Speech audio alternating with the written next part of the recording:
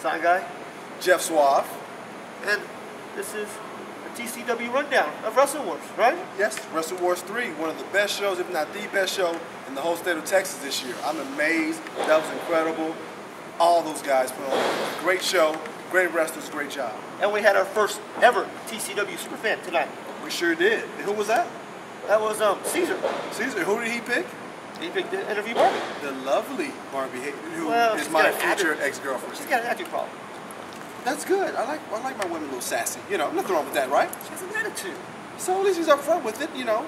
Hey, you're the type of challenge. She's the type of person that you'd be in the kitchen cooking while she's sitting on the couch. No, I know how to tame her. Trust me.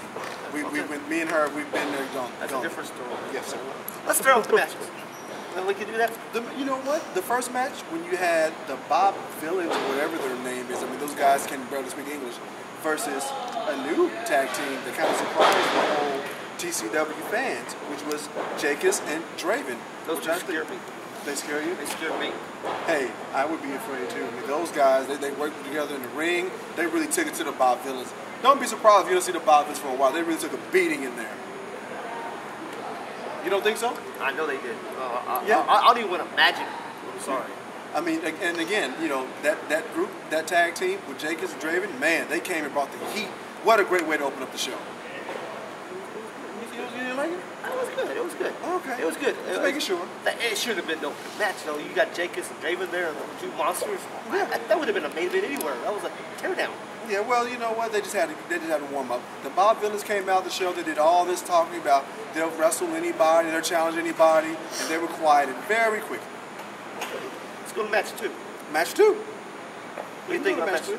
I like match 2. Match 2 was really interesting. I like match 2 too. Zane's awesome. Yeah, you know, Zane really came in. He really used some of his you charm. You see that kiss he gave me? I saw that. You rode around with him in the middle of the ring, Sign Guy. I didn't know that you were like that. But that was cool. Hey, you know, whatever people do in their private time in the closet, that's their thing. But Sign Guy, I definitely have my own opinion about you now. Hey, Zane's a classy worker. Classy, huh? He didn't use tongue or nothing, but that's a different story. Well, you see what happened between Sammy Hagar and if they would have just rolled with it, it would have been a different situation. But they got sidetracked. But to be honest with you, Sign Guy, if I got beat by Zane like that, I think I would have a lot of anger towards the other person who was in the ring with me. Well, High Roller Hayes, he made his return again. Won half of Team 6, came back again. I don't know how many times he's going to make a comeback here at TCW. Who knows? And they had the new guy, Sammy Hagar, tonight. But, you know, I'm intrigued. I'm really intrigued to see what's going to happen because that's a really big fallout between those two guys. You know, that what just happened a few minutes ago on your show was really interesting to see. So I'm eager, just like a lot of TCW fans, to see what's going to come out of that. Do you think there's going to be a match between High Roller Hayes and Sammy Hagar? That was nice. It has to be. Yes, that was very nice. Match. Yes, definitely. Match 3. Match 3. See, here's my thing with Wallace. Mr. Wallace Gordon, the Scottish Nightmare. He continues to get screwed by TCW over and over and over. Screwed? He got screwed. Now, he won this belt fair and square. He brought an 11-year-old kid to beat up. Mansoor had the most fans here. Everybody loves Mansoor. Everyone buys his pictures. Everyone gives him a high five. He comes out. He has on his glitter. He jumps up and down. He was a very worthy opponent for Wallace Gordon. And what did Wallace Gordon do to him? Just like he did to everybody else, he squashed him. And what is this whole Mr. B owner throwing his weight around, surprise opponent, and he brings out Jacobs of all people. And you know what? Jacobs went down too to Wallace Gordon. It's bad enough he had to wrestle Mansoor. He used a foreign weapon. No, he did not. I didn't see that. So much I was in the crowd watching. Much respect, much credit to Wallace Gordon, Sign Guy. Knowing you were probably too busy wiping Zane's lipstick off your face and noticed that they made Wallace Gordon wrestle 2 people tonight, and he still is a champion. Pliskin was in 2 matches too. But that's his own fault. See, Wallace Gordon didn't have a choice. The owner, who always runs out here and says, I'm going to do this and I'm going to do that because I signed the paychecks, always does this to Wallace Gordon. I would love to see Mr. B be man enough to get in the ring with Wallace after he screwed him time and time again. Wallace didn't screw Wallace. Mr. B screwed Wallace. Wallace screws sheep. Whatever. Next match, please. Means no. He's got to understand that. Next match, please. Please, next match. Okay. Women's match. The woman. Wow. Angel Blue I'm very disappointed. got her belt. I'm very disappointed. Angel Blue got her belt. I'm very disappointed. That was a fair and square match. Kid Carson even tried to come out and interfere. Because Zane Cox came out and interfered. No, Kid Carson came out first. They came out after that. Well, you know, being the kind of boyfriend that he is, that Ken Carson is, he saw that his lovely, beautiful woman Barbie was in trouble, and he just went out to lend her some support. He didn't get in the ring. He didn't touch nobody. It was a woman's title match. He should have stayed his ass in the back. There's nothing wrong. Okay, Sign Guy's never had a girlfriend. There's nothing wrong, fellas, if you see your woman not having a good time and you go out to help her. That's all he was doing. Zane Cox decided to stick his nose in a fight that he was not ready for. He blindsided Ken Carson and therefore cost Barbie Hayden the women's title. If I'm Barbie Hayden, I'm challenging Angel Blue to a rematch right here, right now. That's enough of that. Angel Blue, she got what she had coming to her. She's probably out there crying right now about it and stuff. And Ken's probably wiping her tears. Angel Blue's out celebrating right now with Zane Cox. I guarantee it. There's no way you can sit here and tell me, Sign Guy, that Angel Blue or Angel Red or Angel Purple, whatever color she is, can beat Barbie Hayden one-on-one, fair and square in the middle of the ring. You can't do it. Whatever. You can't do it. What they're going to have to do is they're going to have everybody barred from ringside. Just them two out there, period. Nobody else out there. And that's fine. And you're going to see Angel Blue will come out on top. No. Let's just call the next match. Okay, next match. How to argue it. We had the three-way TCW TV match between Bo Brady, Ken Carson, and VIP. And you know, this whole Boat guy, he comes out, he has his Don King hair, and he has his Red Bulls and all this other stuff. And for me, is the fact that I picked Ken Carson to win, but now I know why Ken Carson didn't win. Ken Carson wasn't focused on that match. He doesn't care about the TV title. He had his mindset on bigger and better things, and that's the reason why Ken Carson is not the TV title for TCW champion right now. He was too worried about going home and listening to Barbie Hayden gripe at him for losing her belt. That's what he was worried about, too. Barbie wasn't even a part of that match. It doesn't matter, but that's what he had in the back of his mind. He goes, oh, she lost her belt now. I'm going to listen to it when I get home. No. That's what's going to happen. Ken Carson was putting the match against the Indies, which he knows are beneath him, and there's no way he should have been in that match. He wasn't focused. He told you that, and you'll see with Ken Carson, next show, he'll be going for bigger and better things, not against Bo Brady and MIP or TIP or whatever that guy's name is. I'm still trying to figure out what was wrong with VIP. He was not even in this match. He wasn't even contending in this match. He was just in there. He didn't even look like himself tonight. I don't want to know what's wrong with VIP. VIP. You got to admit that. VIP, you know why? Because VIP was starstruck being in the same ring as Ken Carson. That's what it was. And Ken Carson wasn't even paying attention to the match. He wasn't there. He was more worried about the World Heavyweight Championship of TCW, which a match he should have been in anyway. You know, I did an interview with Ken Carson once, and he was saying that the energy drinks are a foreign weapon. No. You agree with that? You agree? You don't think Ken Carson, you don't think, Bo Brady drinking energy drinks, that's a little foreign weapon, gives him the edge over somebody?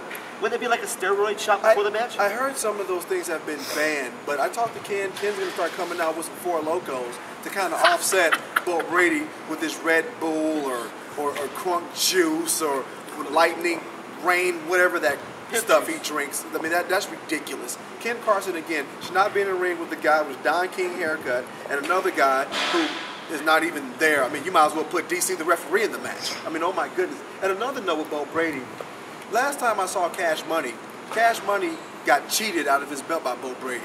And Cash Money really had a change of his attitude, and we haven't seen Cash Money since. So if I was Bo Brady, I would really be worried about Cash Money because we haven't seen Cash Money since he lost that belt, and I'd be very concerned with a man like that. He's still sitting home crying. That's why he's not here. Oh, really? He's having to save his pennies, dimes, and quarters now. His cash is gone. Okay, well, we'll see about that.